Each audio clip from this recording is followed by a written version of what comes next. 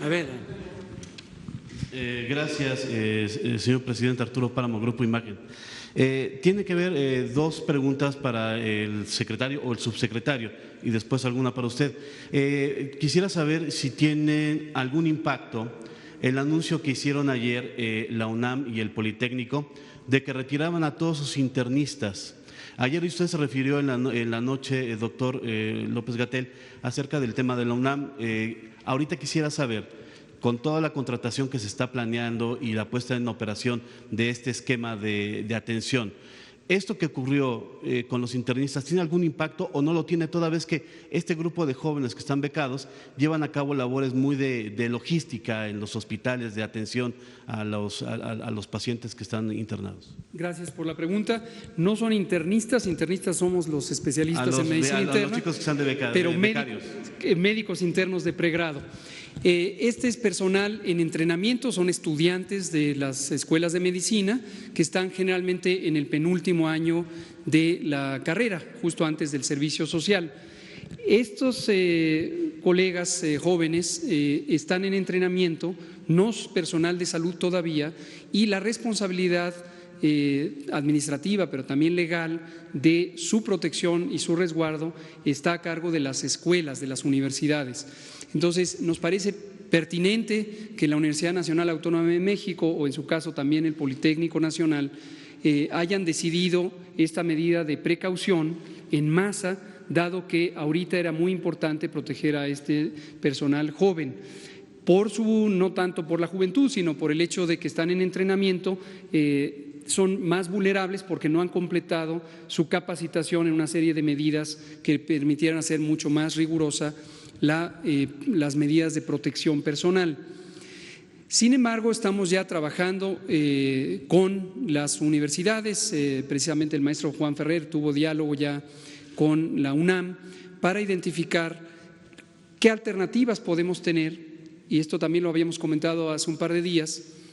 Las personas que están en mayor situación de riesgo por su edad, por ser mujeres embarazadas o por tener enfermedad crónica. Pero la misma idea podríamos transportarla a estos jóvenes en entrenamiento, a los médicos internos de pregrado. No queremos que estén en los espacios de atención de COVID, pero lo que sí se puede hacer es buscar un reemplazo, una alternativa para que nos puedan apoyar en otras áreas de mucho menor riesgo y liberen personal que hoy está en esas áreas y que se dedique a COVID. Cuando se publicó en el Diario Oficial las disposiciones de la Secretaría de Salud la semana pasada, tuvimos un retiro de varias personas del personal de salud en proporciones importantes. Esto ocurrió en el Hospital General de México, ocurrió en los servicios de salud de la Ciudad de México, ocurrió en Yucatán, en varios lugares. Se retiraron, motivados desde luego por un temor legítimo sobre su integridad y su seguridad sanitaria, pero también al amparo de esta disposición que la hicimos conscientes de que era muy importante protegerles. En la última frase de esa disposición lo que dice es, recordarán ustedes, que el personal de interés público puede voluntariamente presentarse a trabajar. Es decir, no es que esté prohibido que trabajen, necesitamos una medida que les proteja, pero voluntariamente se pueden presentar a trabajar.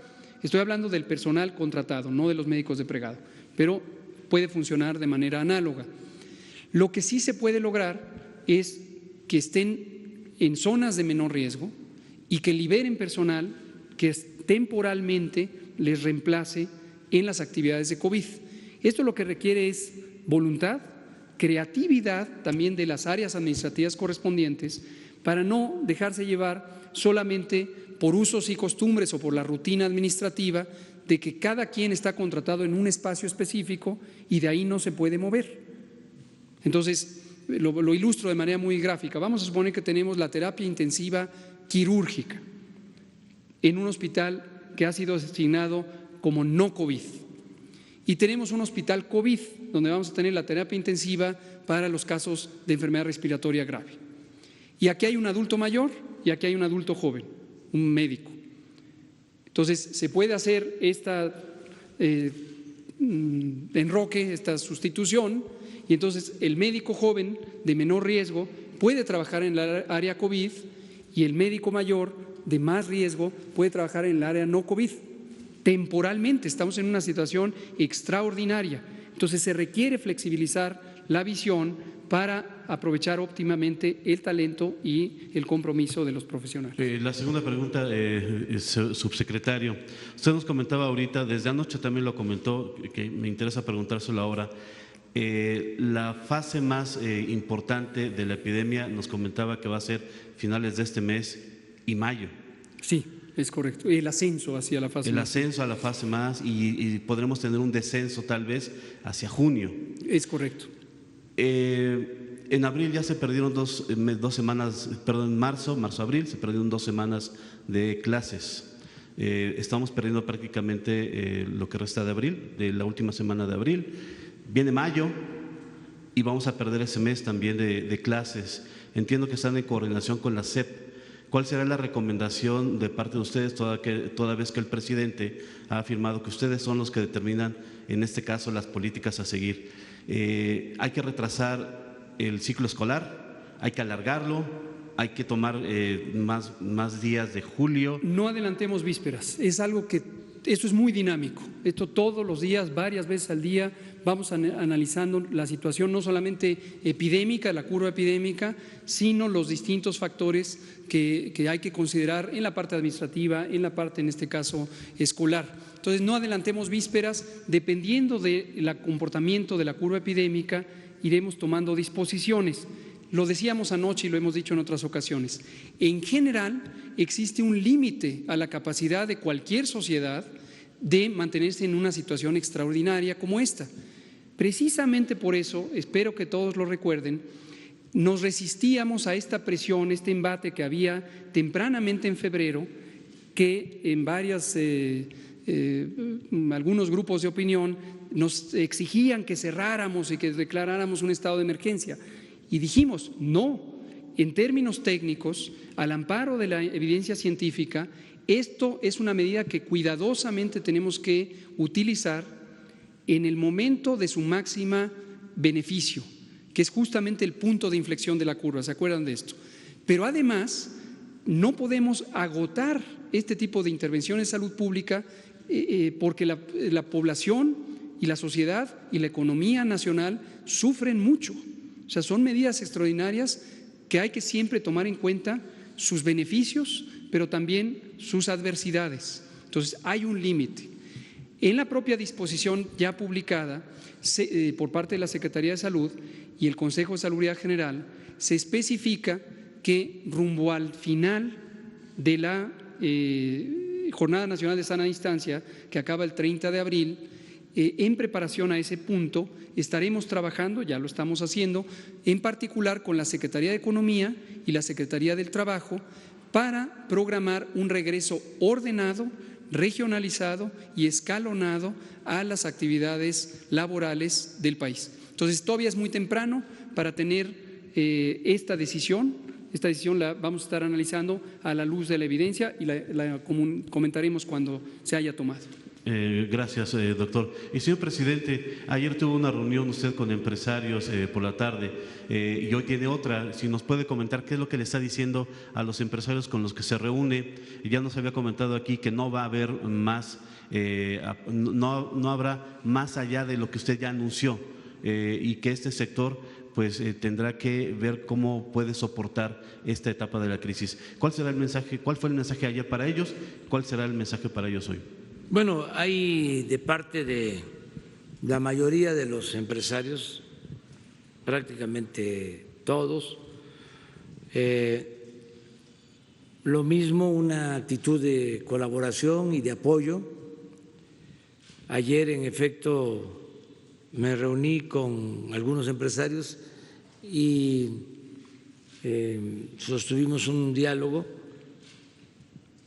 una teleconferencia, porque algunos están cumpliendo con las recomendaciones de cuidarse,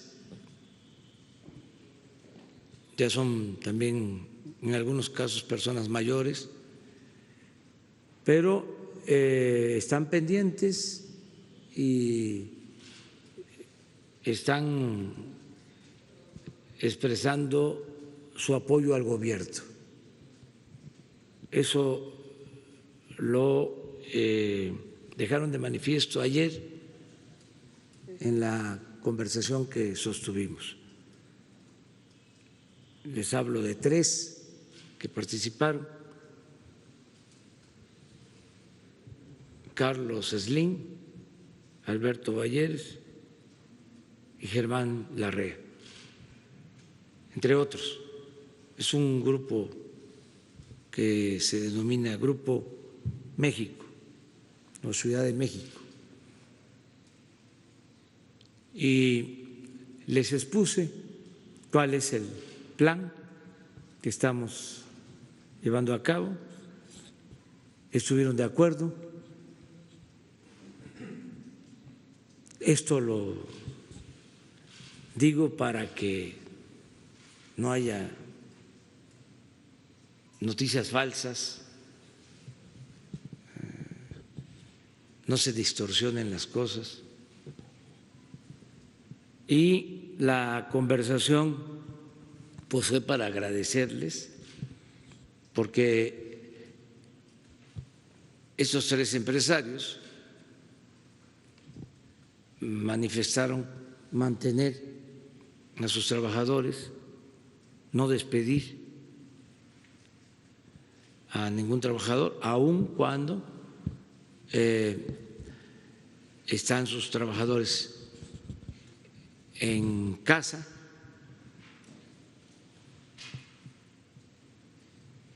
Incluso ofrecieron, y esto es importante, que van a ayudar para apoyar a sus proveedores de pequeñas empresas, ayudarlos pagándoles lo más rápido posible, adelantarles pagos. Eso fue un ofrecimiento, un planteamiento que hicieron, se los agradecí. Y que están dispuestos a ayudar en lo que el gobierno les pida. Ese fue el ambiente de la conversación. Nosotros les explicamos cuáles son las medidas que se están tomando y se van a profundizar para reactivar pronto la economía, en el entendido de que primero es salir de la contingencia, pero no es salir de la contingencia y dejar pasar tiempo para actuar en la reactivación económica. Estamos preparándonos para que tan luego salgamos de la contingencia, de inmediato se produzca una derrama económica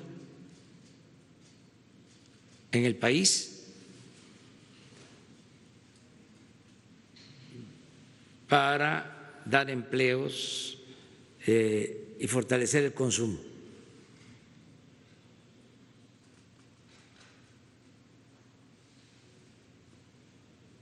Y ese es el plan que se les dio a conocer y estuvieron de acuerdo. Y lo más importante, repito, su apoyo abierto al gobierno. ¿Mande? ¿Hoy planteará lo mismo en la comida? Sí, hoy tengo otra reunión. Hoy vienen de Monterrey. ¿No hay ruptura con los empresarios entonces, presidente? No, al contrario, están actuando de manera muy responsable. Hay quienes pues quisieran, pero ahí los vamos a ir convenciendo poco a poco, de que se aplicaran las medidas de antes, de rescate, de privilegios fiscales, de aumento de precios, de congelamiento de salarios, de despido de trabajadores. No, ya eso quedó atrás. Eso se fue a la historia, en el caso de México, al basurero de la historia. Eso no sirvió. Lo que dijimos ayer, el coronavirus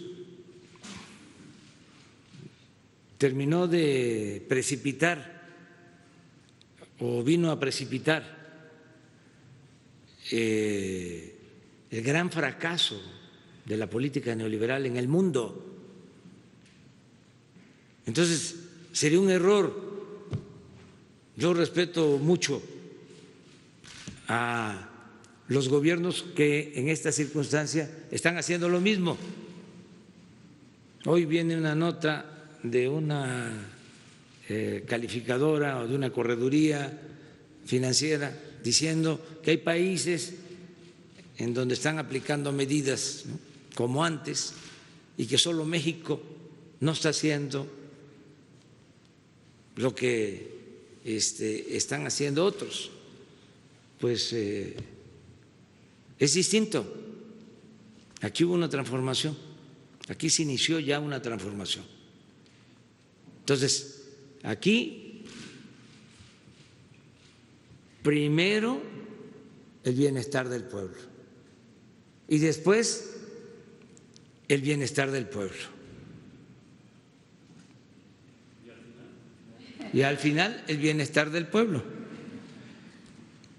Ayer decía alguien, un dirigente o representante empresarial, no sé si lo malinterpretaron, ¿no?, pero algo así como que nosotros solo nos ocupábamos de los pobres. No sé si supieron de una declaración así, que nada más el plan nuestro era de atención a los pobres. Miren, a lo mejor voy a polemizar, pero no me está mal, todos somos ya mayores de edad y tenemos criterio. Y este es un gobierno que respeta todas las religiones, ¿no?, y desde luego respeto a los no creyentes. Ese es el laicismo, respeto a la religión católica, a las religiones evangélicas, a todas sus denominaciones, a todas las religiones que existen y se practican en México. A la comunidad judía, todos los respetamos, y agnósticos y ateos y a todos. Por eso quiero que no se vaya a malinterpretar. Pero muchos son católicos, no sé en qué proporción, no voy a hablar de eso, no puedo hablar de eso, nada más que sí hay católicos. Bueno, quiero pedirle a Jesús a ver si podemos conseguir el mensaje, o ayúdenme ustedes, del Papa Francisco de ayer. Lo que puso, sí, lo tienen en Twitter. A ver si está.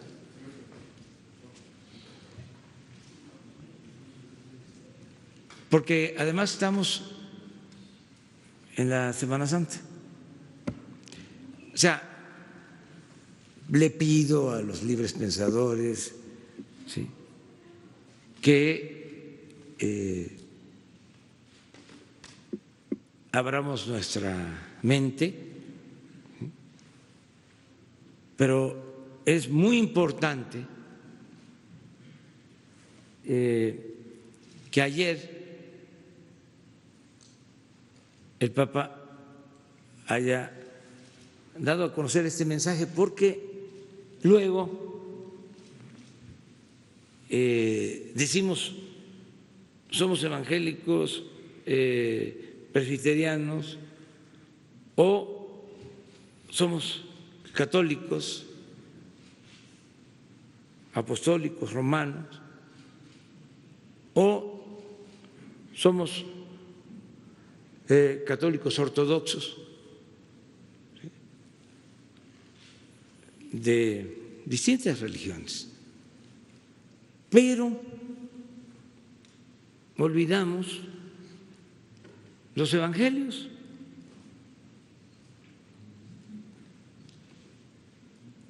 O no somos consecuentes.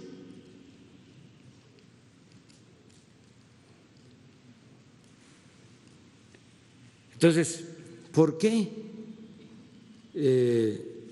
primero los pobres? Por humanismo, por solidaridad, pero también en el caso de los que son creyentes, porque esa es la esencia de los evangelios.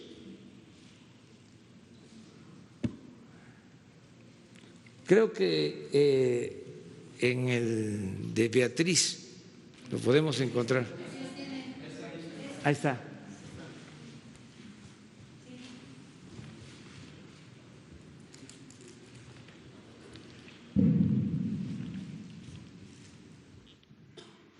De nuevo ofrezco disculpa por lo que voy a leer. No es con el afán de contradecir, es nada más para que seamos consecuentes. Seremos juzgados,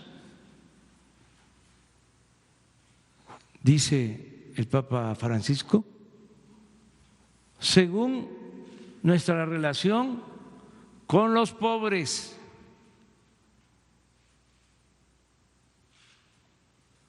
Cuando Jesús dice,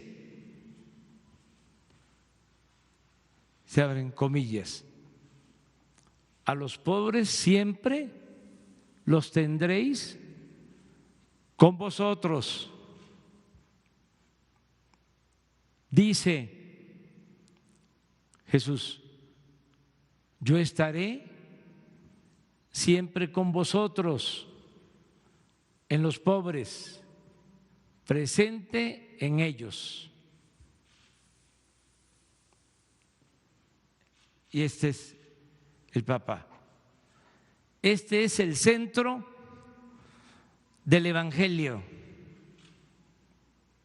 Y seremos juzgados por esto.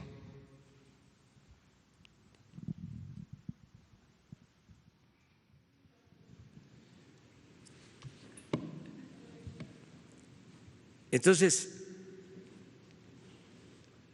no es que se abandone a los que tienen más posibilidades económicas, es que tenemos que darle la preferencia a los más necesitados Pero este pensamiento está también en Martí. Mañana voy a traer una cita parecida de Martí. Y está en Morelos. ¿Qué decía Morelos?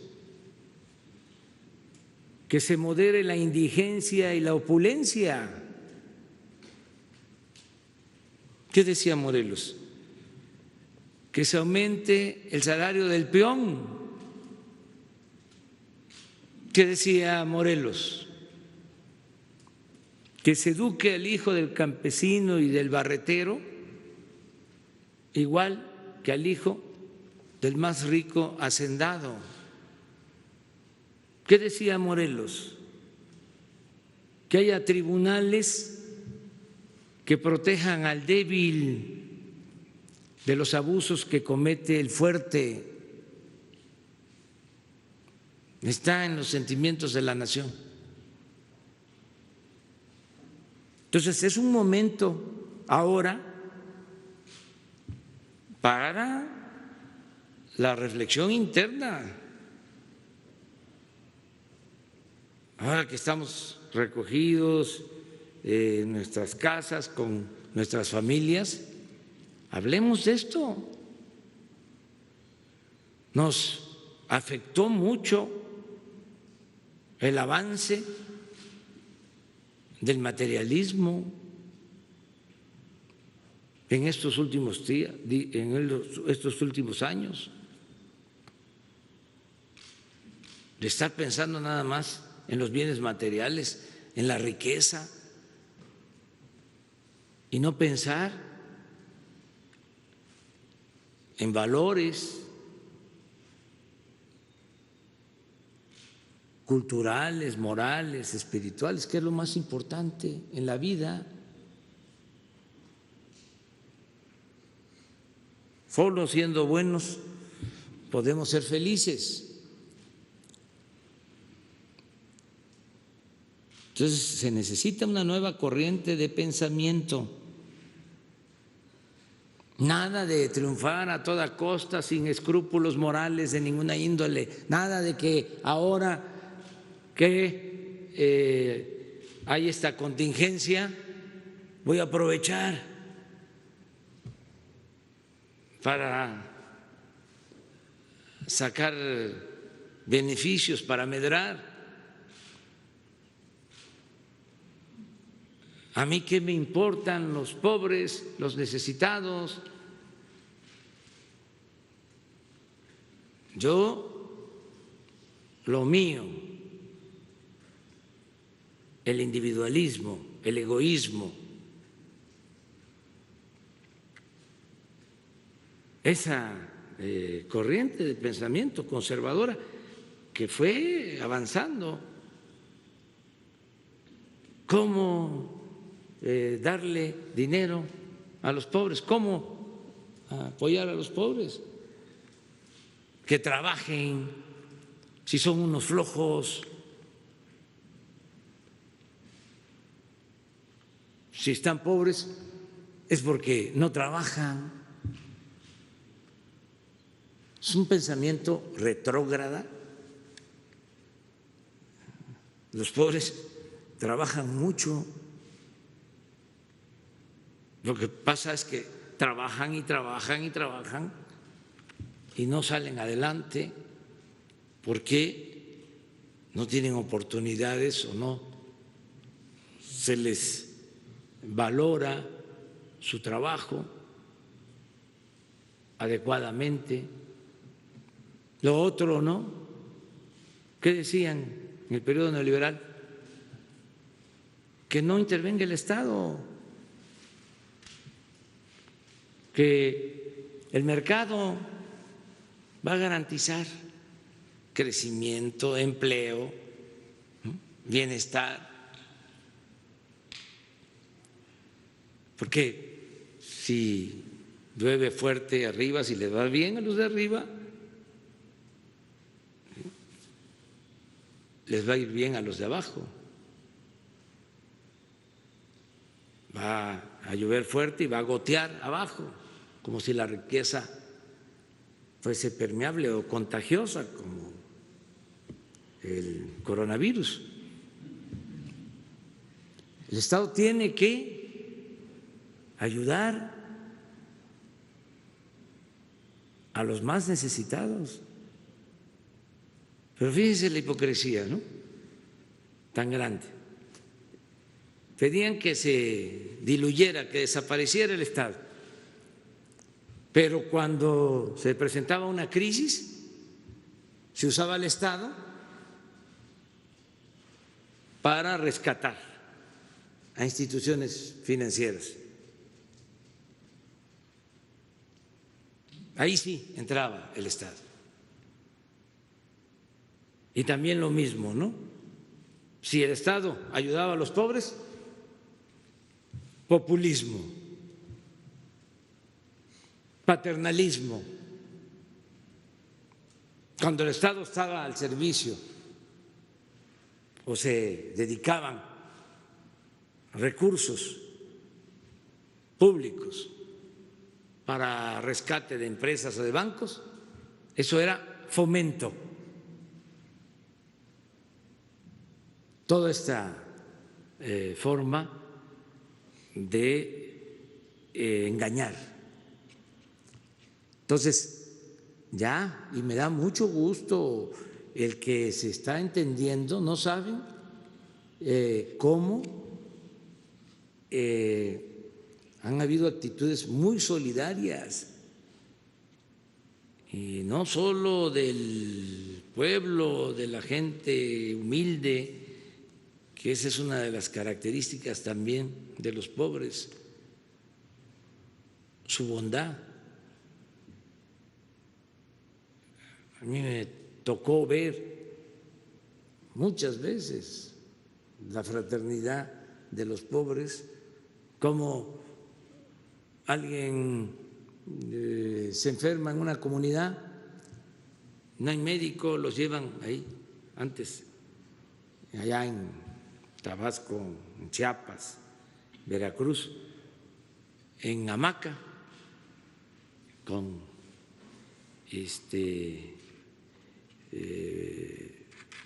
maderas, con palos, los llevan al médico